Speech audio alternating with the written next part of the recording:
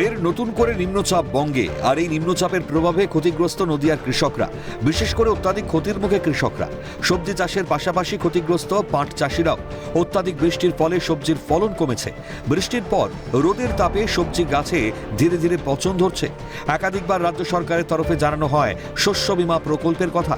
একাধিক কৃষক শস্য বীমা প্রকল্পের আওতায় এসেও তারা সেই শস্য বীমা প্রকল্পের সুবিধে পাচ্ছেন না বলে অভিযোগ। প্রাকৃতিক বিপর্যয়ের মুখে পড়লেও ক্ষতিপূরণ পাচ্ছেন না তারা। আর বৃষ্টিতে প্রচণ্ড ক্ষতি হয়ে যাচ্ছে, ধসা পচা লেগে একদম হাজা পচা হয়ে যাচ্ছে না ফসল ফলন ফুল জালি সব লাল হয়ে যাচ্ছে। হ্যাঁ, সবজি চাষে বেশি ক্ষতি হচ্ছে। তো সবজি তোমার এত জল হলে রাতে বৃষ্টি দিন বৃষ্টি ওষুধ পালা দিয়ে তো জালি ফলি সব তো টেকানো যাচ্ছে না। অত্যাধিক খরচ করে একাধিক ফসল চাষ করেছিলেন চাষিরা। সে জায়গায় দাঁড়িয়ে প্রত্যেকটি চাষের ক্ষেত্রে যেমন সবজি রয়েছে, ফুল রয়েছে, বেগুন রয়েছে এবং শসার চাষ, একাধিক সবজির চাষ, সেই প্রত্যেকটি চাষে ক্ষতি হয়েছে অত্যাধিক। কারণ এই অতি বৃষ্টির ফলে পচন ধরেছে সবজি গাছে, আর তার ফলেই কিন্তু ফলন কমেছে।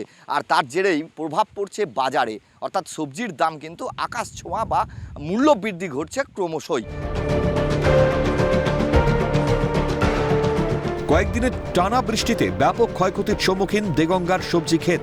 মাথায় হাত কৃষকদের। বৃষ্টির জমা জলে দফা রফা সবজি ক্ষেতের। অতিরিক্ত জল জমে ক্ষতি হয়েছে পাট, ধানের।